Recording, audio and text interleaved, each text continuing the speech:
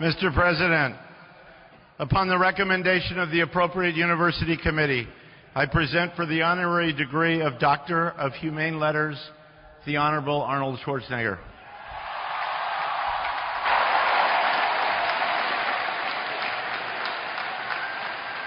You, Arnold Schwarzenegger, are a self-made man, ever a Californian at heart. You are a warrior for the Golden State, a tireless leader in seeking to protect the environment, to advance scientific discovery, and to bring people together for the common good. Your greatest strengths are ambition, discipline, and fortitude. You are a devoted public servant and a philanthropist, a gifted entrepreneur, and a statesman. Here in your adopted country, your name has been immortalized in the annals of Hollywood and in the archives of our nation's history. For your inspirational realization of the American dream, your many accomplishments as a leader, actor, and sports icon, and your significant contributions in promoting the state of California, the University of Southern California now presents you with its highest honor.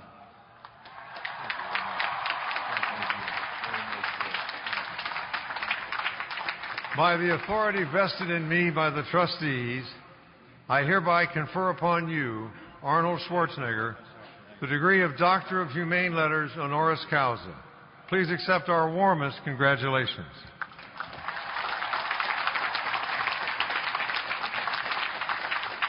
Take a picture with that.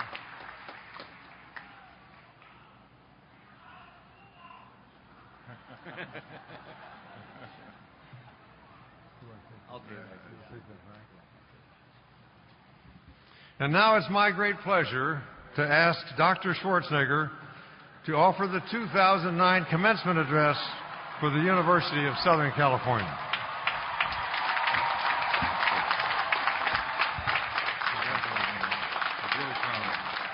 Thank you. Well, thank you very much.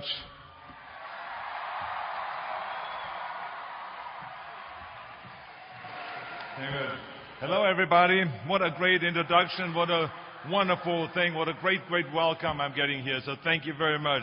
I mean, I haven't heard applause like that since I announced that I was going to stop acting. But anyway, it is really terrific to see here so many graduate students and undergraduate students and graduating here today. I heard that there are 4,500 graduating here today in undergraduate students, so this is fantastic. There's 2,200 men, 2,300 women, and five are listed yourselves as undecided. So this is really a great bunch of people here. I love it. But seriously, President Sample, trustees, faculty, family, friends, and graduates, it is a tremendous privilege to stand before you this morning. There's nothing that I enjoy more than celebrating great achievements. And I don't just mean your parents celebrating never having to pay another tuition bill. That's not what I'm talking about. I'm talking about just celebrating the great accomplishments. So let me congratulate the Trojan class of 2009 on your graduation from one of the finest universities in the world. Let's give our graduates a tremendous round of applause. What a special day. What a great accomplishment.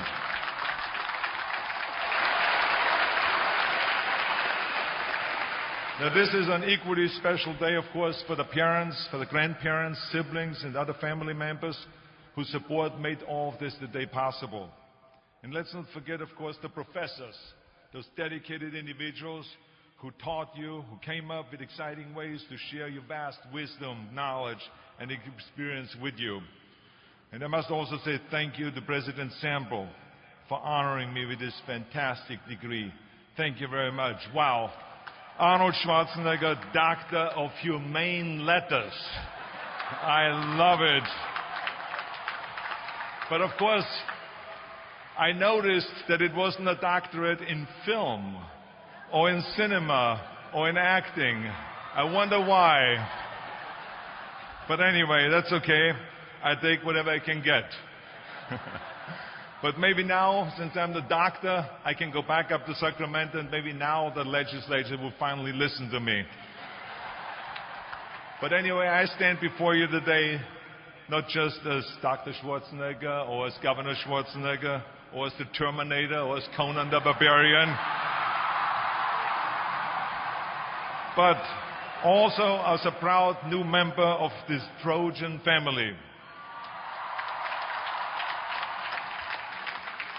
Now, some of you may know that my daughter just completed her freshman year right here. And one of the most exciting things for me has been to learn about the great traditions that make this university so wonderful and so special. My daughter told me all about, for instance, the Victory Bell. She sat me down and she told me about it. It weighs 295 pounds, and how the winner of the annual football game between USC and UCLA takes this bell and gets to paint it in the school colors. And I stopped in the middle of talking. I said, wait a minute, Catherine, back up a little bit. UCLA has a football team?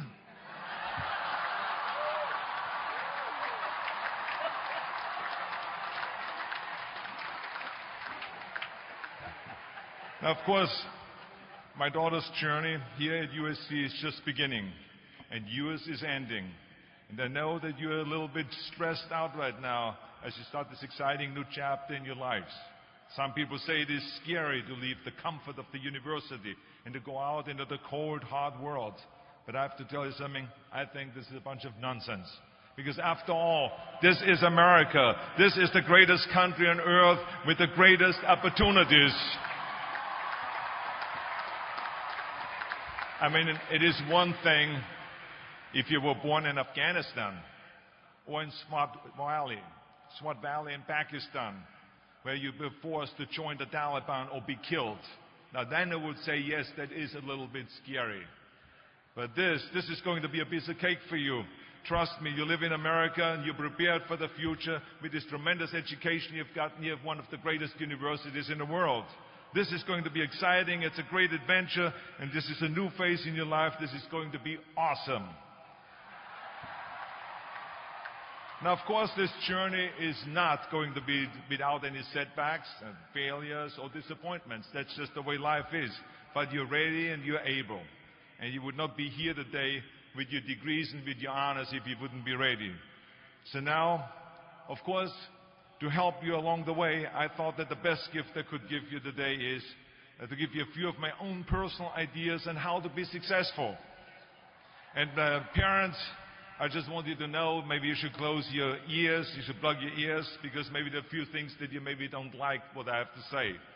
But anyway, I can explain how I became successful and who I am today by going through what I call Dr. Schwarzenegger's 6 rules of success. Now, of course, people ask me all the time. They say to me, what is the secret to success? And I give them always the short version. I say, number 1, come to America. Number 2, work your butt off. And number 3, marry a Kennedy. But anyway.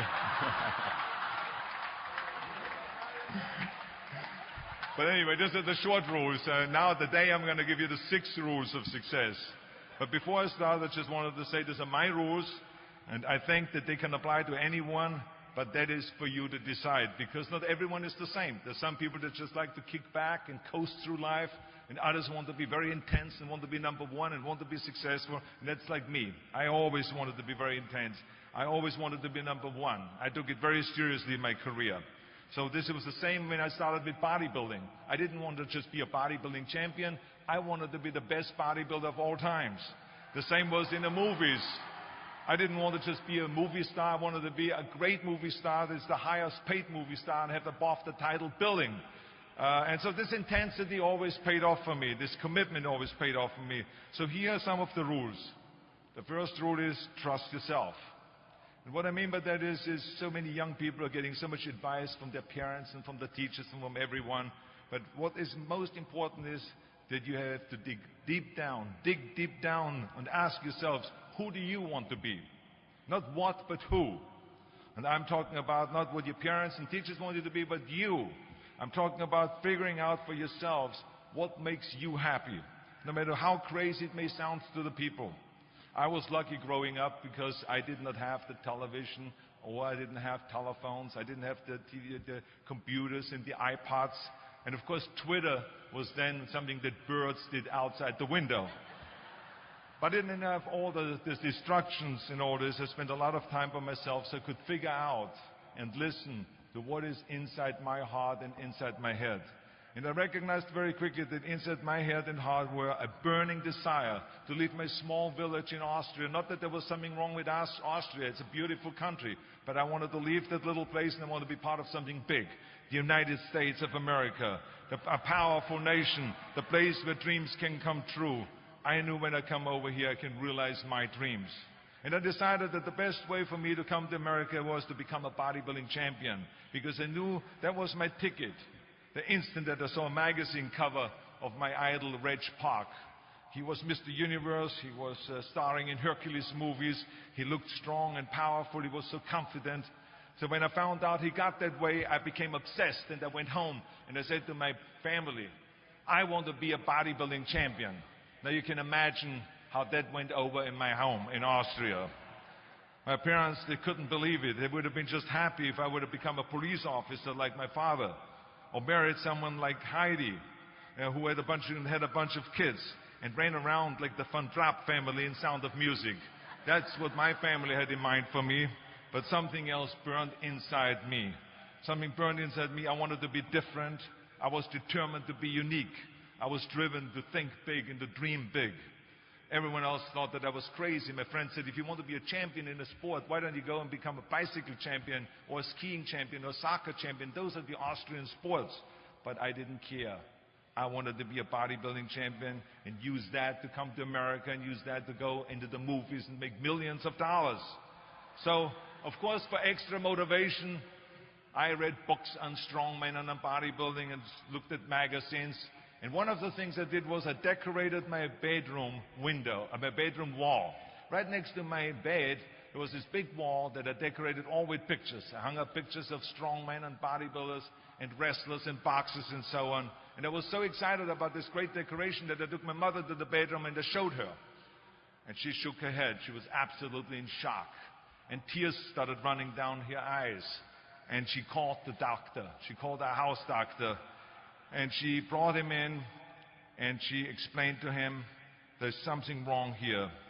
She said, she looked at the wall with the doctor, and she says, where did I go wrong? I mean, all of Arnold's friends have pictures on the wall of girls. And Arnold has all these men, but it's not just men, they're half naked. And they're oiled up with baby oil. I mean, what is going on here? Where did I go wrong? So you can imagine, the doctor shook his head, and he said, there's nothing wrong. At this age, you have idols, and you go and have those. This is just quite normal. So this is rule number one.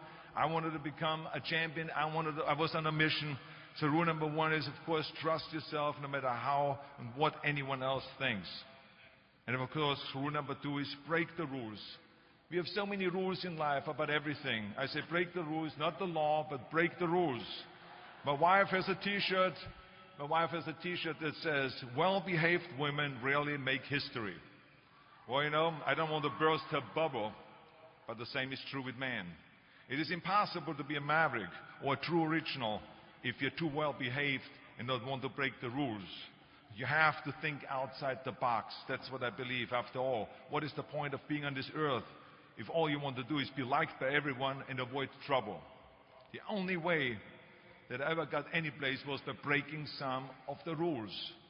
After all, I remember that after I was finished with my bodybuilding career, I wanted to get into acting, and I wanted to be a star in films. You can imagine what the agents said when I went to meet all those agents. Everyone had the same line that it can't be done. The rules are different here. It says, look at your body. You have this huge, monstrous body, overly developed, that doesn't fit into the movies. You don't understand. This was 20 years ago, the Hercules movies.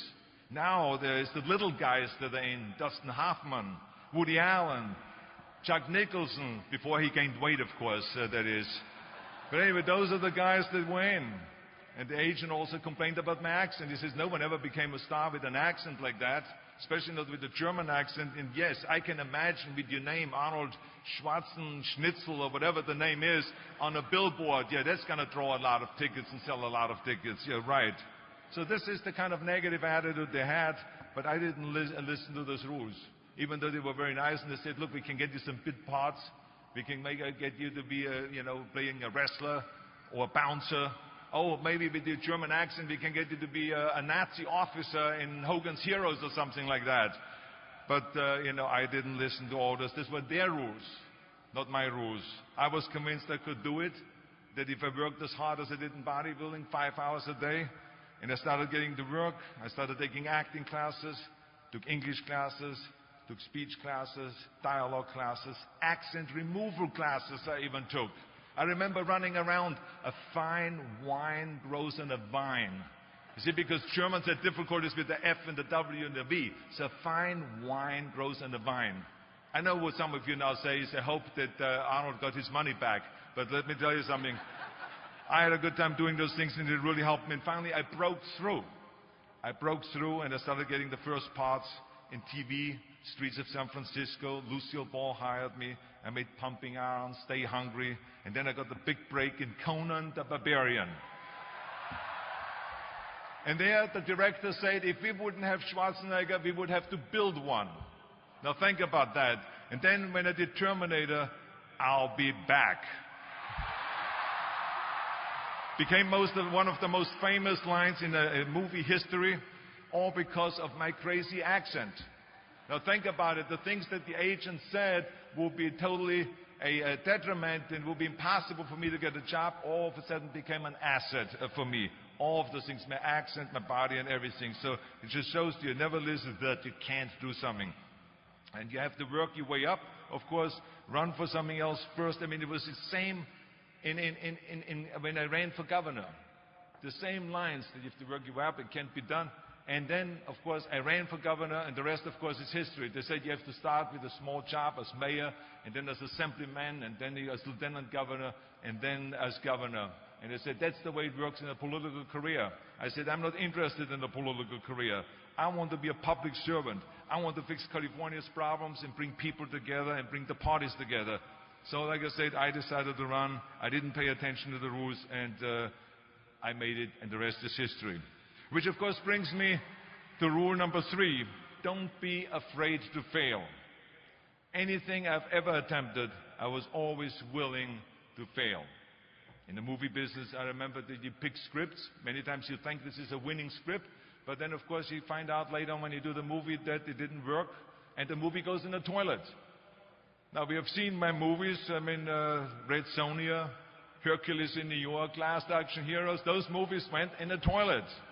But that's okay, because at the same time I made movies like Terminator and Conan and True Lies and Predator and Twins that went through the roof. So you can't always win, but don't be afraid of making decisions. You can't be paralyzed by fear or failure, or you will never push yourself. You keep pushing because you believe in yourself and in your vision. And you know that it is the right thing to do, and success will come. So don't be afraid to fail. Which brings me to rule number 4, which is don't listen to the naysayers. I mean, how many times have you heard that you can't do this and you can't do that and it has never been done before? Just imagine if Bill Gates had quit when people said it can't be done. I hear this all the time. As a matter of fact, I love it when someone says that no one has ever done this before, because then when I do it, that means that I'm the first one that has done it. So pay no attention to the people that say it can't be done. I remember my mother-in-law, Eunice Kennedy Shriver. When she started Special Olympics in 1968, people said that it would not work. The experts, the doctors that specialized in mental disabilities and mental retardation said it can't be done. You can't bring people out of the institution. You can't make them participate in sports, in jumping, in swimming, and in running. They will hurt themselves. They will hurt each other. They will drown in the pool. Well, let me tell you something. Now, 40 years later, Special Olympics is one of the greatest organizations in 164 countries dedicated to people with mental disabilities and with intellectual challenge. And she did not take no for an answer. And the same is when you look at Barack Obama. I mean, imagine if he would have listened. If he would have listened to the naysayers, he would have never run for president. people said it couldn't be done, that he couldn't get elected, that he couldn't beat Hillary Clinton, that he would never win the general election. But he followed his own heart. He didn't listen to the "you can't," and he changed the course of American history. So over and over you see that if I would have listened to the naysayers, I would still be in the Austrian Alps yodeling. I would never have come to America. I would have never met my wonderful wife, Maria Shriver. I would have never had the wonderful 4 kids. I would have never done Terminator, and I wouldn't be standing here in front of you today as governor of the greatest state of the greatest country in the world. So I never listened that you can't. I always listened to myself and said, yes, you can. And that brings me to rule number 5, which is the most important rule of all. Work your butt off. You never want to fail because you didn't work hard enough. I never wanted to lose a competition or lose an election because I didn't work hard enough. I always believed leaving no stone unturned. Muhammad Ali, one of my great heroes, had a great line in the 70s when he was asked, how many sit-ups do you do? He said, I don't count my sit-ups. I only start counting when it starts hurting. When I feel pain, that's when I start counting, because that's when it really counts. That's what makes you a champion. And that's the way it is with everything. No pain, no gain. So many of those lessons that I apply in life, I've learned from sports, let me tell you, and especially that one. And let me tell you, it is important to have fun in life, of course, but when you're out there partying, horsing around, someone out there at the same time is working hard. Someone is getting smarter and someone is winning. Just remember that. Now, if you want to coast through life, don't pay any attention to any of those rules. But if you want to win, there's absolutely no way around hard work. None of my rules, by the way, of success will work unless you do. I've always figured out that there's 24 hours a day. You sleep 6 hours, and you have 18 hours left. Now, I know there's some of you out there now and says, well, wait a minute, I sleep 8 hours or 9 hours. Well, then just sleep faster, I would recommend. Because you only need to sleep 6 hours, then you have 18 hours left, and there's a lot of things you can accomplish. As a matter of fact, Ted Turner used to say always, early to bed, early to rise, work like hell, and advertise. And of course, all you know, you know already those things, because otherwise you wouldn't be sitting here today. Just remember, you can't climb the ladder of success with your hands in a pocket. And that takes me to rule number 6, which is a very important rule. It's about giving back. Whatever path that you take in your lives, you must always find time to give something back. Something back to your community, give something back to your state or to your country. And my father-in-law, Sergeant Shriver, who is a great American, truly great American, who started the Peace Corps, the Job Corps, legal aid to the poor. He said at Yale University to the students at a commencement speech, tear down that mirror. Tear down that mirror that makes you always look at yourself. And you will be able to look beyond that mirror, and you will see the millions of people that need your help. And let me tell you something, reaching out and helping people will bring you more satisfaction than anything else you've ever done. As a matter of fact, today, after having worked for Special Olympics and having started after-school programs, have promoted fitness, and now with my job as governor, I can tell you, playing a game of chess with an 8-year-old kid in an inner-city school is far more exciting for me than walking down another red carpet of a movie premiere. So let me tell you, as you prepare to go off into the world, remember those 6 rules. Trust yourself, break some rules, don't be afraid to fail, ignore the naysayers, work like hell, and give something back. And now let me leave you with one final thought, and I will be brief, I promise. This university was conceived in 1880, back when Los Angeles was just a small frontier town. 125 classes of Trojans have gone before you. They have sat there exactly where you sit today, in times, in good times and in bad, in times of war and in times of peace, in times of great promise and in times of great uncertainty. Through it all, this great country, this great state, this great university have stood tall and persevered. We are in tough times now, and there's a lot of uncertainty in the world, but there's one thing certain: we'll be back. And we will be back. We will be back stronger and more prosperous than ever before, because that is what California and America has always done.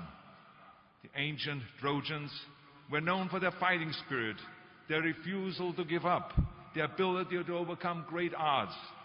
So as you graduate today, never lose that optimism and that fighting spirit. Never lose the spirit of Troy.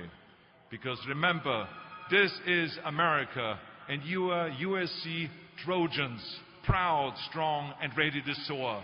Congratulations, and God bless all of you. Thank you very much. Thank you.